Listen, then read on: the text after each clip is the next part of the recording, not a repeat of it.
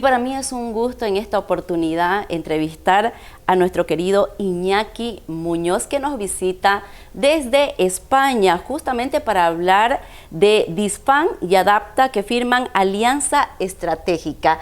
Qué gusto recibirlo, Iñaki, bienvenido. ¿Cómo está? Muchísimas gracias por el espacio. Cuéntenos, por favor, su visita por Bolivia, por Santa Cruz. Bueno, pues esta visita viene a raíz de otras visitas, porque yo vengo de estar en un viaje Chile y Perú, y finalmente ahora Bolivia, mañana vamos para Paraguay. Entonces la intención de estas visitas es poder conocer de primera mano cómo están los países e intentar ayudarles con todo el trabajo que hemos hecho durante estos últimos 23 años, no solo en España, sino en el resto de Latinoamérica, porque pensamos que la buena práctica compartida y además en el mismo idioma, ¿verdad?, creo que facilita mucho el ganar el tiempo, porque es un tema de vital importancia, afecta a un 10% de la población mundial, y cuanto antes lleguemos, antes podremos atender a esas familias que tanto nos necesitan. Exacto. Háblenos, por favor, Disfam, ¿qué es? Bueno, pues Disfam es una entidad sin ánimo de lucro que se funda a finales de 2001 por mi madre, porque mi madre es maestra, psicomotricista y tiene 2 hijos con trastornos de aprendizaje, mi hermano Samuel con dislexia, yo con trastornos de déficit de atención y hiperactividad, y lo que pretendía era que, a raíz de una entrevista, como le decía fuera cámara, el tema era que mi madre pensaba que era la única madre con un chico con problemas de aprendizaje en la isla de Mallorca, que es donde vivimos, porque no conocía, no había asociaciones, etcétera, y entonces le permitieron los medios de comunicación hacer una entrevista, y allí todas las madres que se sentían igual que ella se juntaron, se sintieron identificadas. Exacto. Y ahí pues se fundó Disfam, o sea, ahí se fundó Disfam, de esas 4 familias que se juntaron, ¿no?, esa pequeña asociación en ese momento de dislexia, que ahora, hoy en día, después de 23 años, pues ya es la principal organización internacional de dislexia en todo el mundo, puesto que nosotros albergamos presencia en todos los países de habla hispana, y algunos que se están sumando de otros países porque queremos ir todos unidos. De hecho, nuestro lema es Unidos por la Dislexia, porque pensamos que la unión hace la fuerza, ¿verdad? Así y cuanto antes estemos, antes llegamos. Exacto. Iñaki Muñoz, ¿quién es? Bueno, pues Iñaki Muñoz es una persona que desde muy pequeño siempre ha estado interesado por los medios de comunicación. Mi madre me apuntó con 12 años a un curso de radio. Sí. Y eso me hizo adentrarme un poco en el mundo audiovisual. Creo que es un mundo en el que las personas que tenemos trastornos de aprendizaje nos desenvolvemos como pez en el agua. ¿Por qué? Pues bueno, porque fíjese que las personas con dislexia, TDA, etcétera, tienen más problemas a la hora de acceder a la lectoescritura. En cambio, desarrollan mucho más todo lo audiovisual. Para que cualquier persona que nos esté viendo lo entienda mejor, saben perfectamente que una persona con discapacidad visual tiene más desarrollado el tacto, ¿verdad?, el gusto, el olfato, la intuición. Pues a las personas con trastorno de aprendizaje les pasa algo similar, que es que desarrollan otras cosas, en este caso sobre todo lo audiovisual, y esas vías las aprovechamos al máximo. Yo creo que fui a regañadientes al curso de radio, pero luego me gustó y estuve muchísimos años haciendo programas. Qué bueno, excelente. Para entender la dislexia, ¿qué es? Pues mirar, la dislexia es un trastorno de origen neurobiológico que afecta principalmente a las áreas de lectoescritura, no solo a esas áreas, porque también hay que tener en cuenta que la dislexia no solo es un tema de leer y escribir, sino también tenemos que tener en cuenta que afecta mucho a la memoria de corto plazo, por ejemplo, todo el tema de las funciones ejecutivas. Son muchas cosas. La dislexia no es solo, ¿no?, la B por la P, como dicen algunos, o la derecha a la izquierda, es mucho más.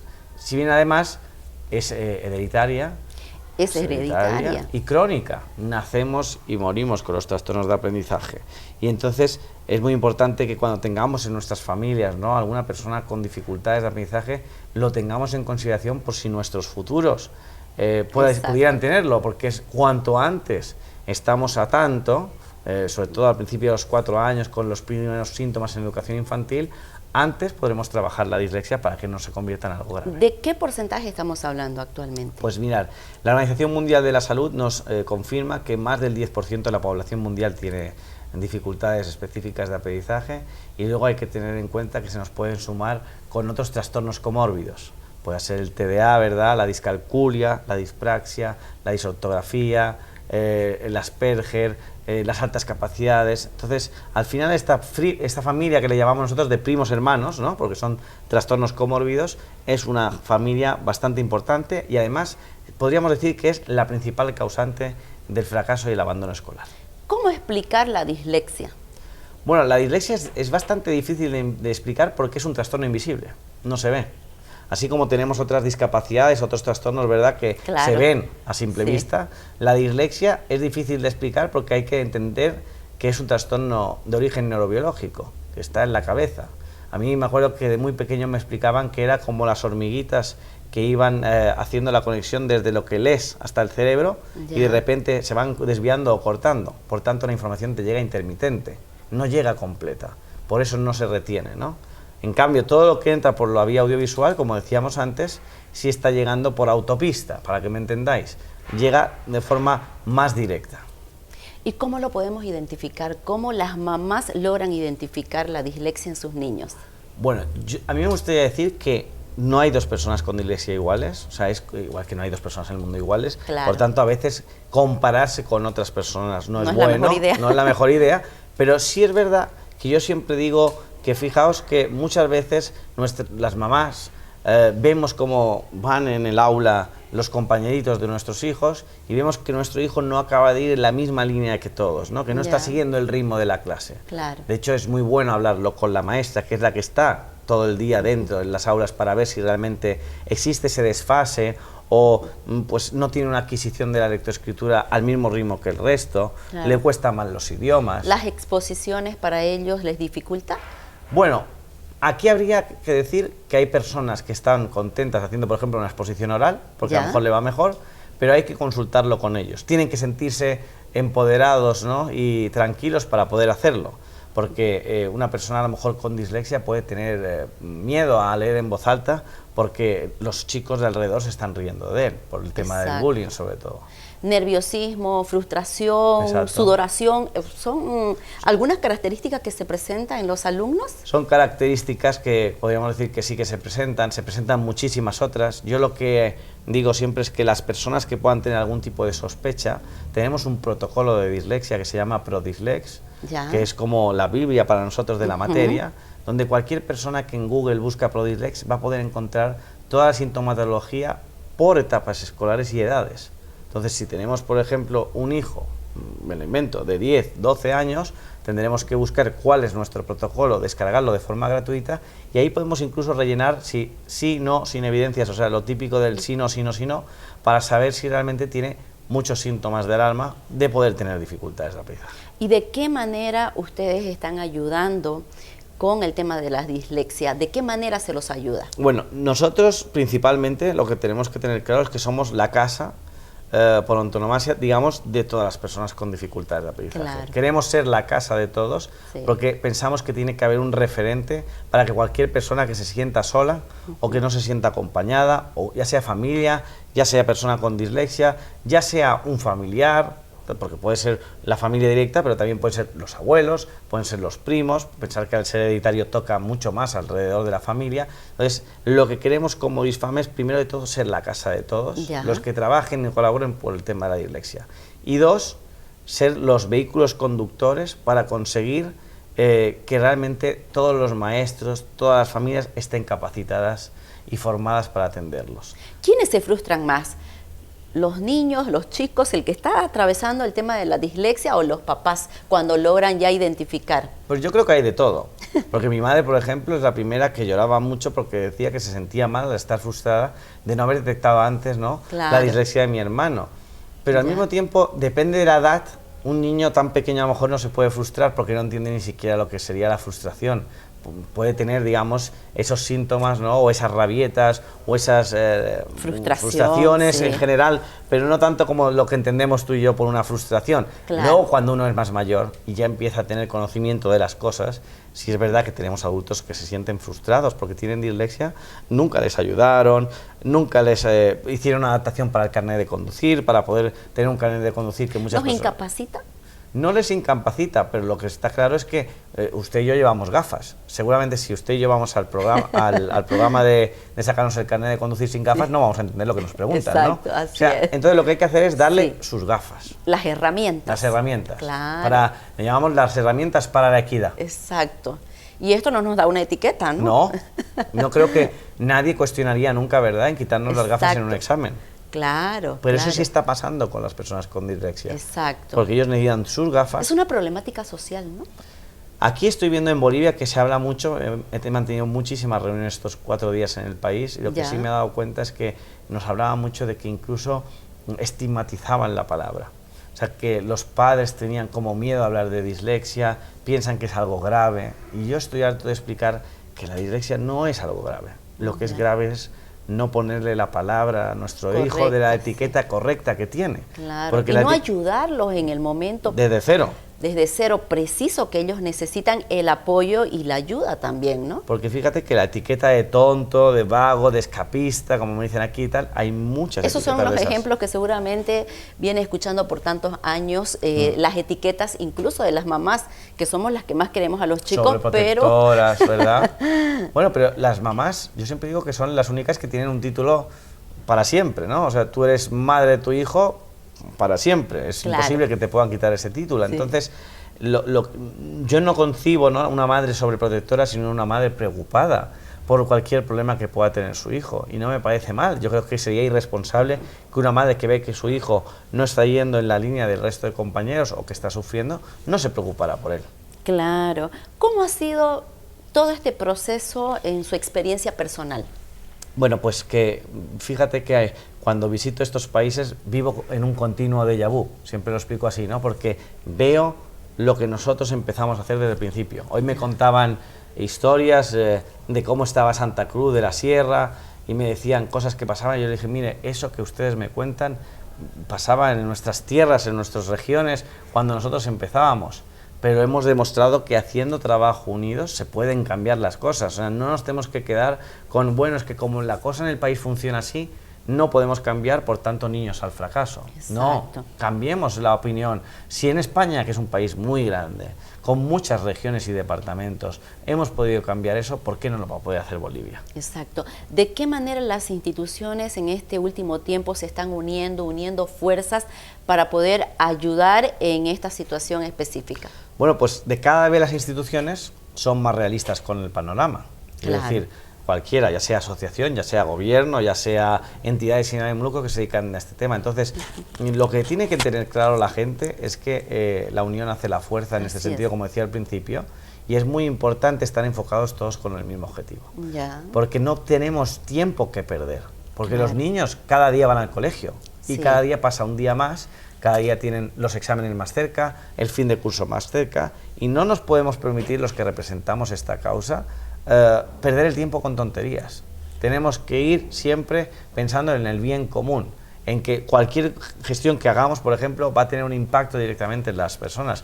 Yo estuve dando una charla recientemente estos días en el Ministerio de Educación de Bolivia que llegó a 35.000 maestros. Pues excelente. Son 35.000 maestros que mañana van a hablar del tema, que mañana se van a fijar en... Que se están enterando también sobre detectar, hacer un diagnóstico anticipado, ¿no? Es que de hecho muchos de ellos no sabían lo que era la dislexia prácticamente. Exacto. Entonces, al final estamos haciendo esa labor que me preguntabas antes de DISFAM, ¿no?, de estar concienciando, normalizando y formando para que formen parte de la solución y no del problema. Me gusta la palabra normalizando. Normalizando.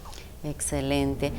Es importante que todos los que están a cargo, obviamente los maestros, los encargados de brindar la educación, puedan estar al tanto, por cierto, porque va a ser una sumatoria de un aporte y un apoyo mutuo en común y beneficio de la sociedad.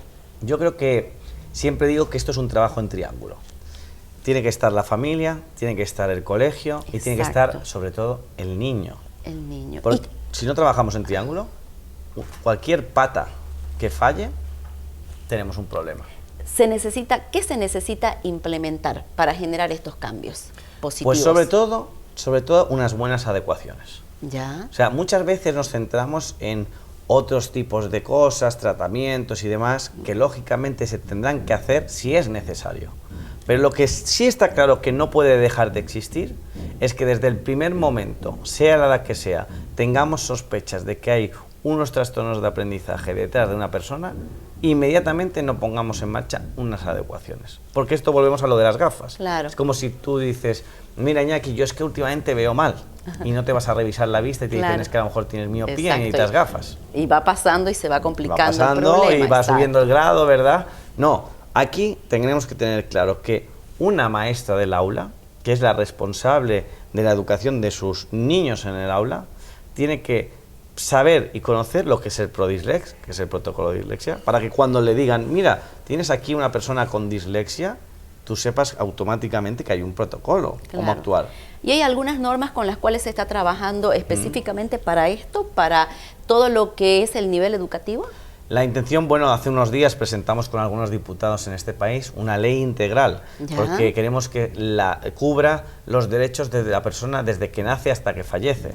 No solo el tema de la infancia, no solo el tema educativo, sino que tenemos que tener en cuenta que las personas con dislexia son adultos con dislexia. Claro, usted nos hablaba de un trastorno crónico. Eso es, eso es. ¿Qué conlleva esto?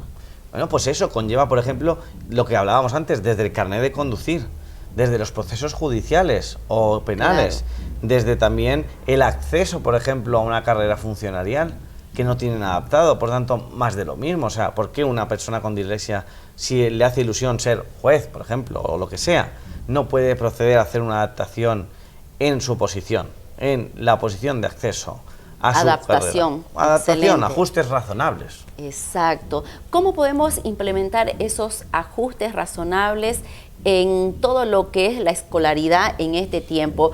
¿Qué debe primar en todo lo que vienen a hacer los maestros? ¿Qué es lo primero cuando identifican a un niño con este trastorno de aprendizaje que de repente es fácil para ellos determinarlo? Pues vuelvo a la Biblia de la dislexia o al ABC de la dislexia. Los maestros primero deberían estar capacitados. Punto uno. Punto uno. Sabemos y respetamos que en su momento no lo fueron. Claro. Porque las carreras y los planes de estudio universitarios aún no constaban las asignaturas como trastornos de aprendizaje.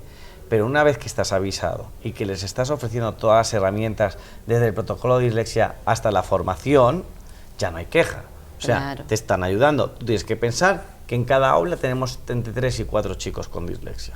Por tanto, no estamos hablando de algo que solo vaya a pasar una vez en la vida.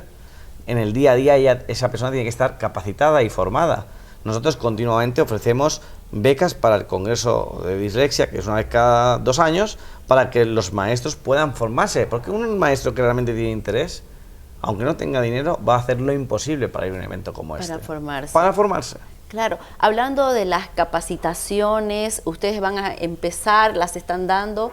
¿Cómo va a ser todo este programa de aquí en adelante? Bueno, ahora dejo aquí, como digo yo, una buena semilla, ¿no? en el país. La intención es centrarnos en 3-4 eventos al año importantes para juntar a gente y que puedan compartir experiencias. Y luego, por supuesto, estamos abiertos a que cualquier colegio, unidad educativa, centro específico de la materia pueda solicitarnos una especie de formación o jornada específica para esos centros de apoyo, que realmente nunca puedan decir que es un tema económico. Nosotros vamos a los sitios sin ningún tipo de ánimo de lucro y poniendo nuestras horas al servicio de la comunidad educativa. Por tanto, no queremos que sirva nunca la excusa como, bueno, hay que hacer cursos, pero claro, valen dinero. No, nosotros estamos a disposición de toda la comunidad educativa, de todos los medios de comunicación, que hacéis llegar el mensaje de hacer visible ese trastorno invisible como es la dislexia, y nosotros no podemos permitir, digamos, que no haya un solo profesor no formado, porque nosotros les estamos dando las herramientas para que se formen. Exacto. Recapitulando, el diagnóstico. Bueno, el diagnóstico hay que tener en cuenta que es verdad que no es algo que solo pasa en Bolivia, sino que faltan muchísimos profesionales de la materia. O sea, es algo que me encontré al principio de todo en España, y de hecho en España aún podríamos decir que es difícil derivar a personas muy concretas, porque es verdad que no es tan fácil poder decir que el diagnóstico de cada quien es el maravilloso y perfecto. Pero antes del diagnóstico... ¿Puede haber grados? Sí, claro, puede haber grados. Y también puede haber grados en el sentido de que cuanta más comorbilidad con otros trastornos de aprendizaje, más se supone que al implementar muchísimas, hay un grado como más alto, por decirlo de alguna manera. A lo mejor no de la propia dislexia, pero sí del conjunto global de todos los trastornos que tiene una persona en ese momento del diagnóstico. Pero creo que si nos podemos quedar con algo es que un país no puede estar al albur de los diagnósticos. Esto quiere decir que si hay síntomas claros de personas que puedan tener trastorno de aprendizaje, hay que actuar de inmediato, porque no nos tiene que, digamos, exigir una ley ni nada el hecho de poder ayudar a una persona. Claro, se denomina trastorno de la lectura, ¿no? Sí, o trastorno de la lectoescritura o dislexia. También es que aquí me comentaban que la palabra dislexia se usaba poco, sí, pero es importante saber que el trastorno específico del aprendizaje, una de ellas es la dislexia. ¿El avance va a ser poco a poco, paulatino? A ver, ¿En la mejoría? Si me hablas de la persona, me hablas de como país. De la persona. De la persona. Si la persona tiene un diagnóstico precoz o una detección precoz y se le ha trabajado desde el principio, hay altas probabilidades de que salgan adelante sin ningún tipo de mayor problema. Porque cuando necesitan la ayuda de los profesionales, del psicólogo, del psicopedagogo, del fonoaudiólogo, es porque ha habido un fallo en el tratamiento. O sea, ha habido un fallo en cómo encajar el tema de la dislexia. Hay mucha gente que tiene dislexia, el padre no lo quiere decir y va pasando y va pasando y va pasando hasta que llega a un curso que es tan complicado que ya no va a pasar.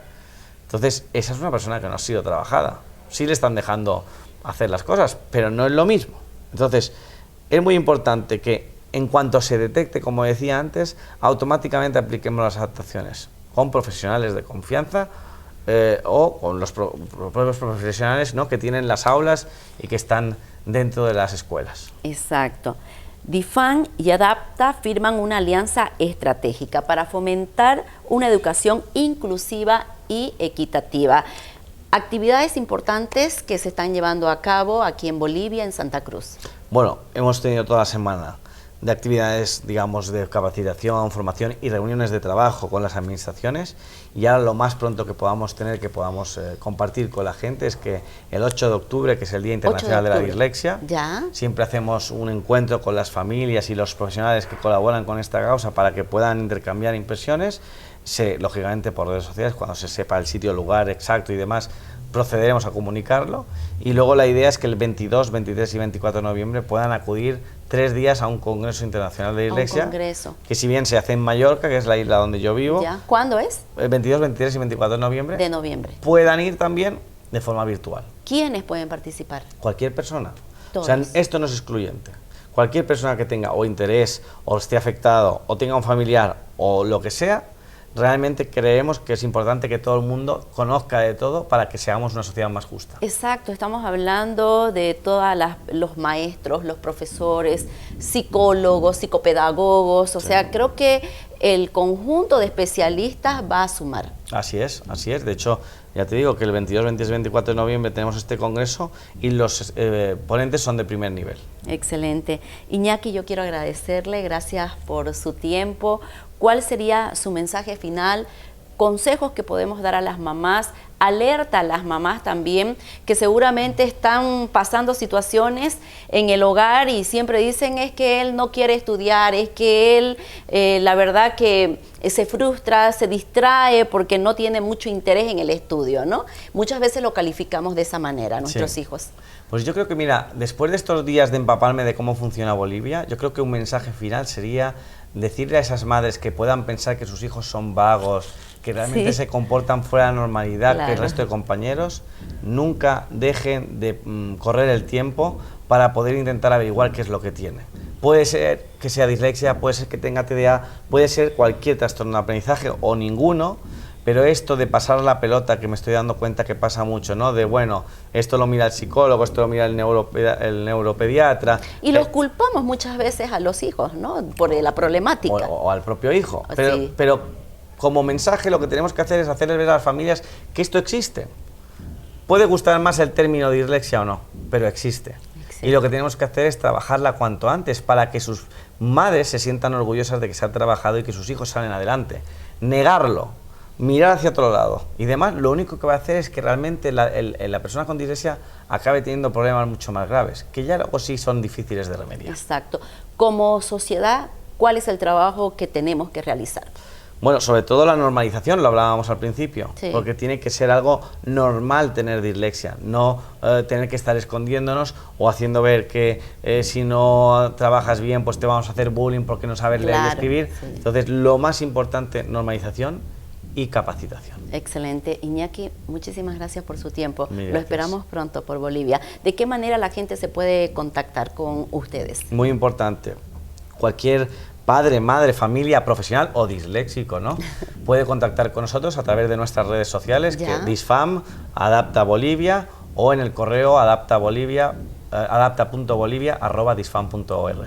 Excelente, muchísimas gracias. Muchísimas gracias. Muchas gracias, queridos amigos, gracias por habernos acompañado en Yaque Podcast. Queremos agradecerles por su tiempo, que tengan ustedes un excelente día.